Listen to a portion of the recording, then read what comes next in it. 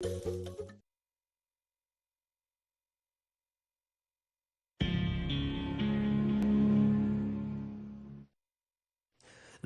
is VOA Africa.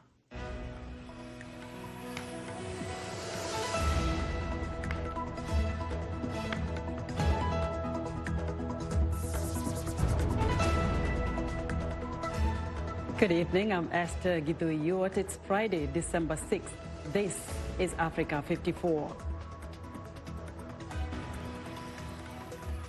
The World Food Programme struggles to make up a $200 million shortfall as food insecurity rises in Zimbabwe.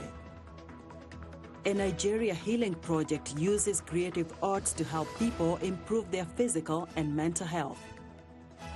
And Democrats in the U.S. House of Representatives are set to draft articles of impeachment against President Donald Trump.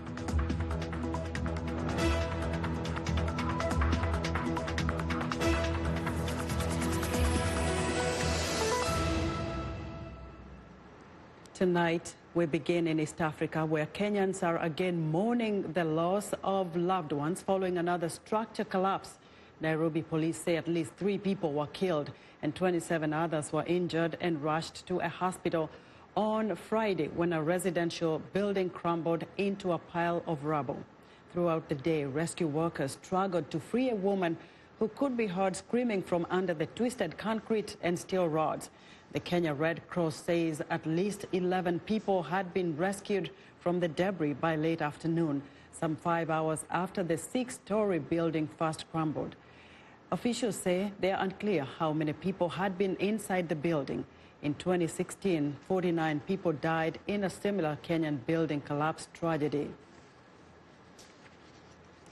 The United Nations World Food Programme says it is struggling to raise more than $200 million to ease food insecurity in Zimbabwe. Economic collapse and recurring droughts have left the Southern African nation's 5.5 million people without enough food to eat. Columbus Mavunga reports from Harare. Maria Gunzi is tilling her land as Zimbabwe's rainy season begins. But Gunzi, a 66-year-old widow, worries her family will not have enough food. Hunger and poverty are real here. I do not even have fertilizer for the land I am preparing. All my crops were burnt by the sun last season, and there's no food aid coming.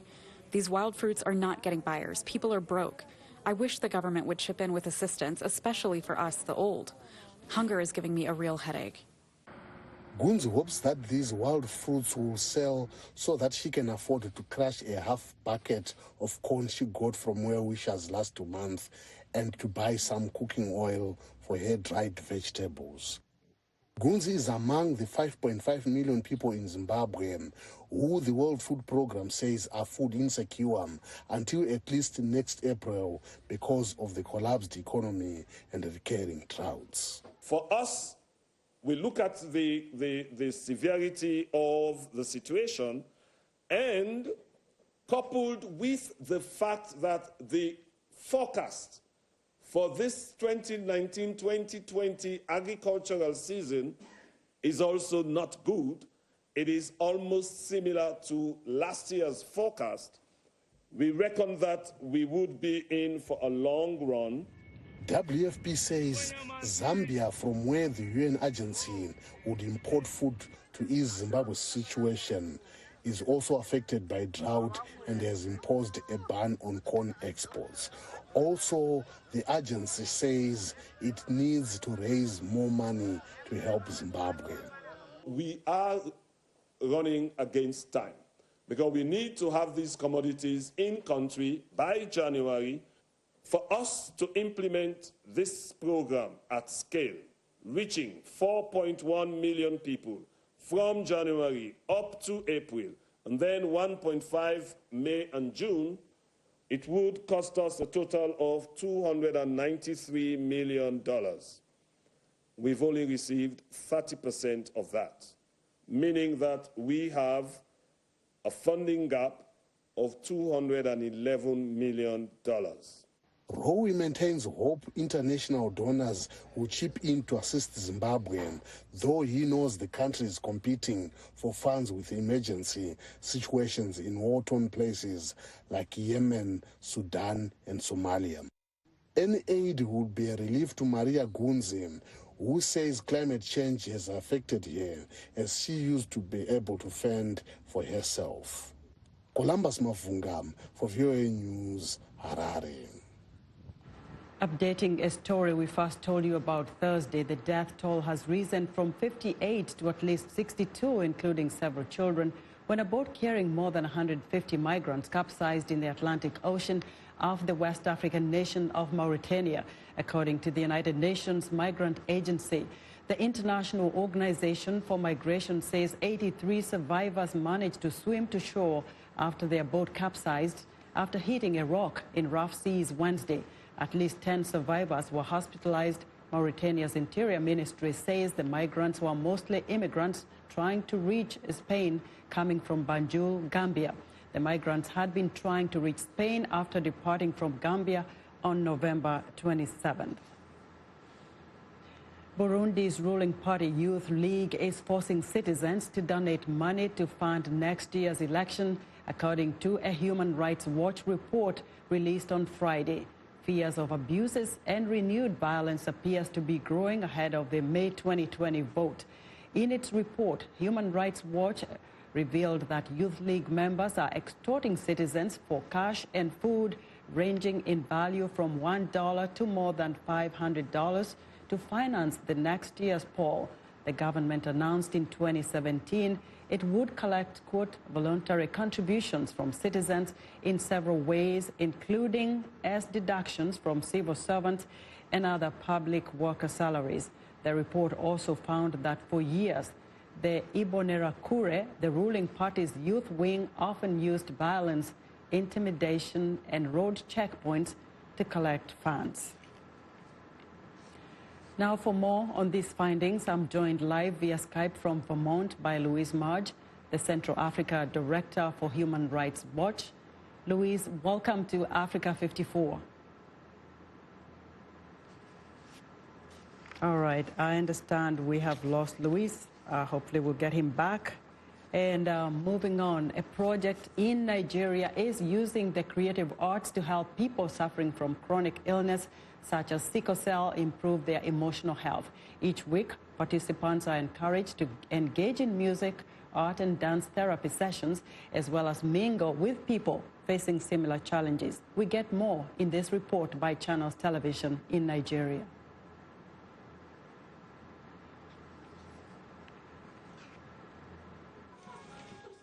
Art therapy is rooted in the idea that creative expression can foster healing and mental well-being. In Lagos, Nigeria's commercial city, a painting project provides art therapy for people living with various chronic illnesses such as sickle cell and cancer. The participants and their caregivers engage in art and music sessions alongside their regular treatments during visits to Sickle Cell Foundation offices in the city. The activity requires teamwork and is meant to also promote engagement and interaction among participants. Peter Oshokoya has sickle cell disease, an inherited blood disorder that affects red blood cells with attendant episodes of pain and organ damage. He often visits the center to participate in the sessions. It's therapeutic for me because it's fun. It gives you the ability to be creative when you're doing arts. Because art itself is, I won't just say creative, it brings out the best in you. That's what art does. The program is run by a local non-governmental organization with support from various partners in the country and abroad. The organization works with children and youths living with cancer, sickle cell disease, Down syndrome and autism, amongst many other health conditions. We understand that the arts has a role with almost everybody's healing. So it's not like we're just choosing one type of person to work with. We just really are working with people who are currently facing illness or sickness and who need something. The program is also meant to help build relationships between patients, caregivers, and healthcare workers. Oyidamola Fakia is the director of the Arts in Medicine program. When patients are involved in art, not just as a therapy, but if just their environment alone is, you put art everywhere. Artists are invited to volunteer their services and hold performances once a week at hospitals and at the Sickle Cell Foundation Center. The project has benefited over 15,000 patients, caregivers and healthcare workers in Nigeria, Ghana and South Africa. Our thanks to Channels Television in Nigeria for that report. Now, we just mentioned that Burundi's ruling party, Youth League, is forcing citizens to donate money to fund next year's election. This is according to a report by Human Rights Watch. And for more on this story, I'm joined live from Vermont by Louise Marge, the Central Africa Director for Human Rights Watch. Louise, welcome to Africa 54. Thank you for having me. Now, what were some of the major findings from your investigations? Well, this report documents abuses linked to contributions to next year's elections in Burundi. These will be a general election, but they will also have the presidential vote. This is a contentious vote. Your viewers might remember in 2015, the current president, Pierre Nkurunziza, won an election that was considered very controversial. He was the only candidate because he had a new term. This time around, there's been serious abuses coming up to this vote. And the government has decided to force its own people to pay for this vote. And this is being driven by and managed by, outside the capital, by the Imbonerakure. This is a youth league tied to the ruling party, the party of Pierre Nkurunziza. And this is a youth league that has absolutely no authority, no mandate to be exerting pressure and to be coercing people to pay for what is a state project. So, Louise, Pierre Nkurunziza is now said to have told the media there that he is not going to be running again. So what do you foresee in the May 2020 presidential election? Well, I think it's important to note that Nkurunziza may not run again. He may very well. This is presidents in the region, such as Museveni, such as Kagame, have said in the past that they're not going to run again, and then they turn around and change their minds, and they do. But it doesn't really matter if Nkurunziza runs. What we're seeing now is the complete political control of this political space by the CNDD-FDD, the ruling party. So while the individual himself, even if he does not run, I have absolutely no doubt, and we at HRW have no doubt, that the CNDD-FDD will really fight to control that space. I think what's worrying to us is that the CNDD-FDD, the ruling party, is now looking more to these youth militias. They're looking more to the Imbonerakure to be their enforcers rather than allowing state agents with a mandate to have security, to control space, who have the ability to coerce people under the government, under the Constitution, such as the police, such as the army. We're seeing them take much more of a backseat, and the Imbonerakure taking much more of a leading role. Now, I just learned a few minutes ago that Human Rights Minister in Burundi, Martin Nvyabandi, has dismissed human rights findings on this report. What's your response? My response is this to the minister. My response would be this to the entire government of Burundi. You can dismiss this, but please just let us in. Let us in to do our work, or let the UN in.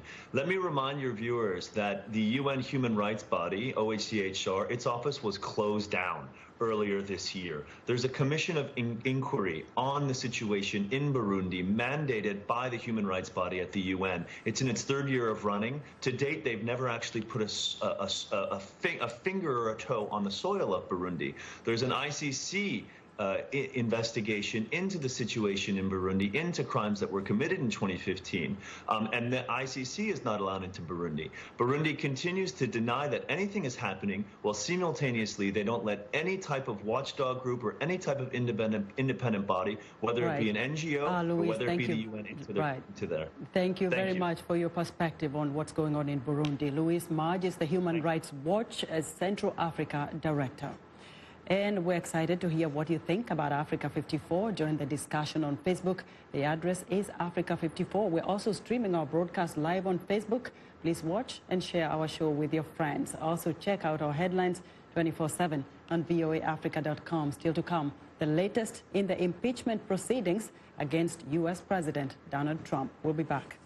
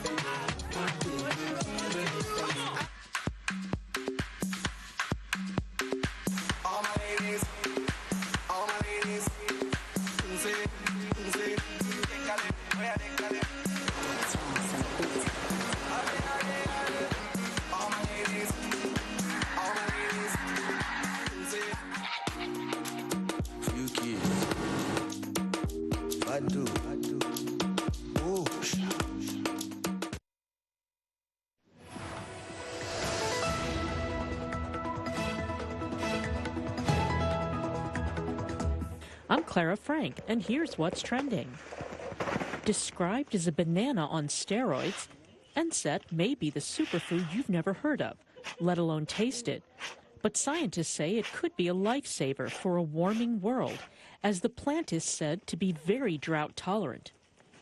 The plant, which grows up to 10 meters, is a staple for the 20 million people who turn it into bread and porridge, construction materials, packaging, cattle feed, and medicine. Although NSAID grows wild from Ethiopia down to South Africa, it has only been domesticated in the Ethiopian highlands, which is mystifying researchers. Scientists who are now DNA sequencing hundreds of varieties hope NSAID can boost food security in other countries, such as Zambia and Malawi. Next up, foie gras, literally translated in French, is fatty liver. French scientists now are developing a naturally fatty version that does not employ the traditional technique of force feeding in order to appeal to countries where production methods are tightly regulated. Scientists are developing a process that stimulates the buildup of fat in geese and produces naturally fat liver without having to thrust feeding tubes into their gullet. The alternative foie gras will be much more expensive for food lovers. While traditional foie gras is sold for about 300 to 400 euros per kilo, the same amount of the other version could reach prices up to 1,000 euros. And finally, the days of finding seeds in your drink could be over, thanks to the arrival of the seedless lemon. A new variety of premium natural seedless, non-GMO lemons are now available on store shelves in the U.S. Limited seasonal production is now available until May 2020. Scientists found that if we subject vegetative material of citrus varieties to gamma rays, one of the changes that may evolve eventually is that the fruit will be seedless. No chromosomes or genetic material are exchanged or inserted. And that's what's trending today.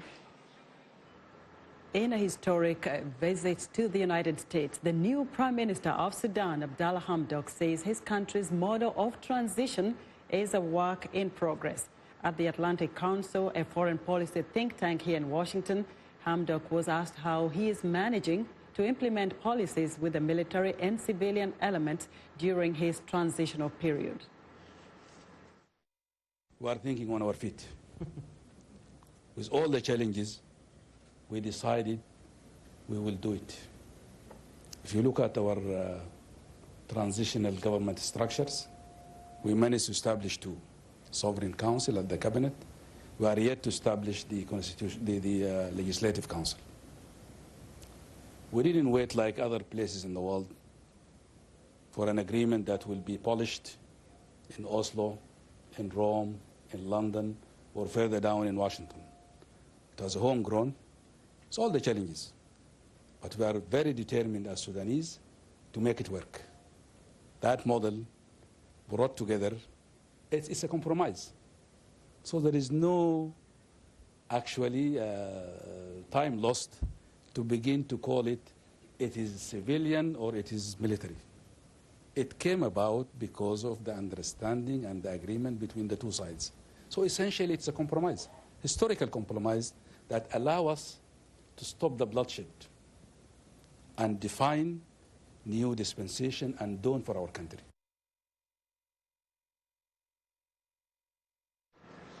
That was Sudan's new Prime Minister Abdallah Hamdok speaking at the Atlantic Council here in Washington. Now, Democrats in the U.S. House of Representatives are poised to begin drafting articles of impeachment with the goal of removing President Donald Trump from office. As the impeachment battle intensifies, both sides are keeping a close watch on public opinion polls. VOA's Jim Malone has more. Good morning. House Speaker Pelosi made the historic announcement at the Capitol. With allegiance to our founders and a heart full of love for America, today I am asking our chairman to proceed with articles of impeachment. The House Committee on the Judiciary will come to order. The move comes after weeks of House hearings on allegations that the president abused his power by pressuring Ukraine to announce an investigation into political rival Joe Biden, the leading Democratic presidential contender. Our democracy is what is at stake. The president leaves us no choice but to act because he is trying to corrupt, once again, the election for his own benefit. Republicans remain loyal defenders of the president, including House Minority Leader Kevin McCarthy.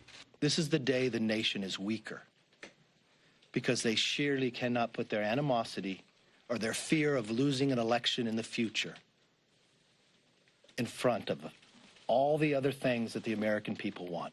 Trump has returned from the NATO summit, where he kept up his attacks on the impeachment effort. The impeachment hoax is going nowhere. The Republican Party has never been so unified as it is right now. I have never seen anything like it.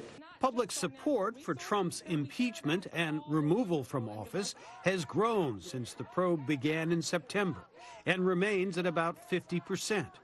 Overall, the country remains split on whether to remove the president from office, with passionate views on both sides.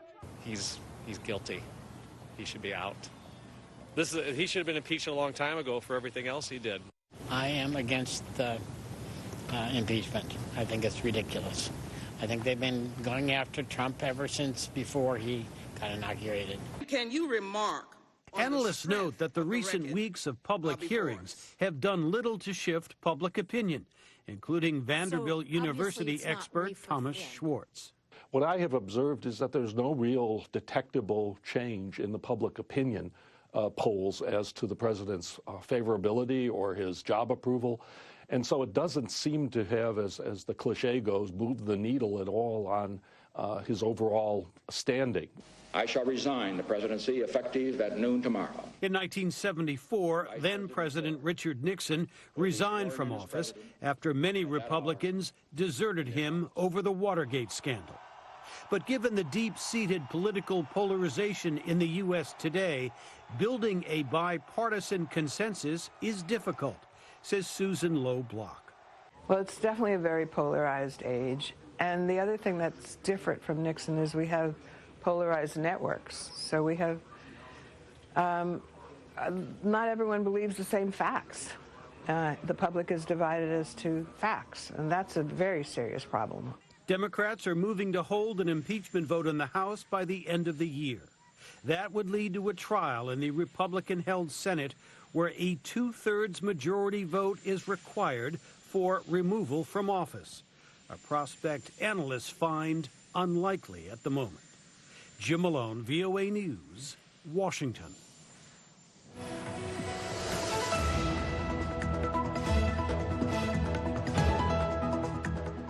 It's time for our weekly entertainment segment, and we now present the Africa 54 Song of the Week by Gabonese artist Chanel in this song, Yaya Yobe.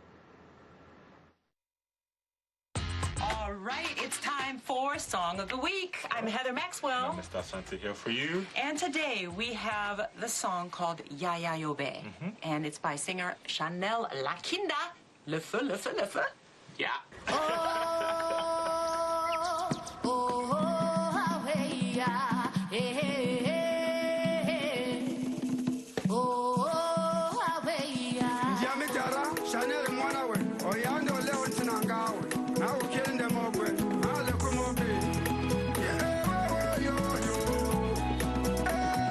All right, so this is Chanel Lakinda. What do you think, Kwame?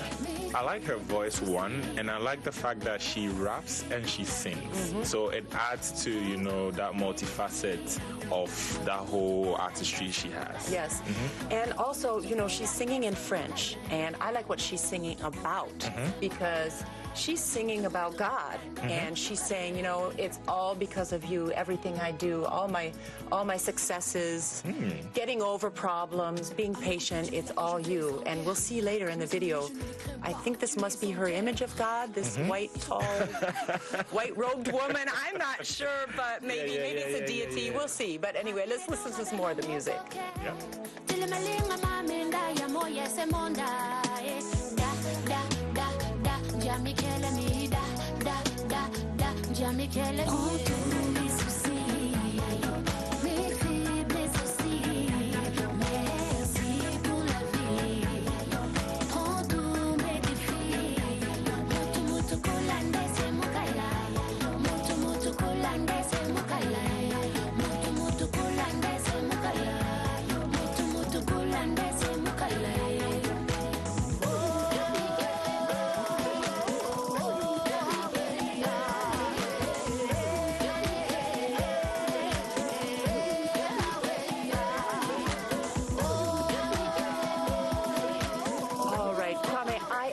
This particular part of the song because it shows how much they are merging the sort of rap and traditional rhythms. This is beautiful. And it's clearly visible in the video with even the attire and they being in the bush and all natural, and you know, it's beautiful.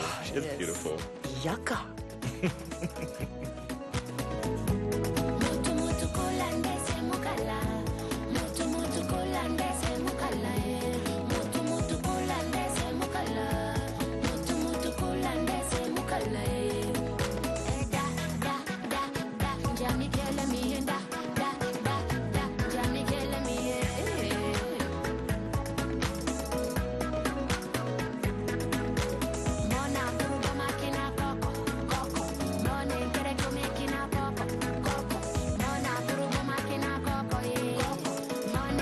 In the background here, Coco. Coco is the dance. She's singing, let's dance, and you see this gorgeous traditional dance. One thing I wanted to say about her, Chanel, she is really at the top of her game right now in Gabon, and she is nominated, or is a nominee for the Best Female Artist for Central Africa at Afrima Awards.